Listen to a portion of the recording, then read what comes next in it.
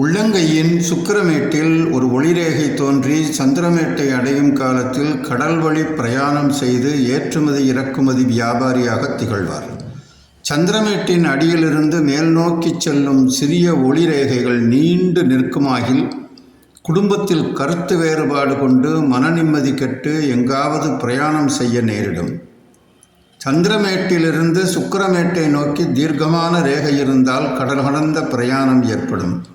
இருதய ரேகைக்கு கீழாகவும் சந்திரமேட்டுக்கு மேலாகவும் செவ்வாய் மேட்டிலிருந்து குறுக்காக சுக்கிரமேட்டை நோக்கி செல்லும் தீர்க்கமான ரேகையால் இராணுவத்தில் உத்தியோகம் கிடைத்து பிரயாணத்தை மேற்கொள்ளுவார். இருதய ரேகைக்கு மேலுள்ள சனி வளையத்தில் பல சிவந்த புள்ளிகள் தோன்றியும் சந்திரமேட்டுக்கு அடியில் கங்கணமேட்டில் ஒரு செங்குத்தான ரேகை நீண்டு வளைந்து சந்திரமேட்டையை நோக்கினால் விமான பிரயாணம் செய்வார்.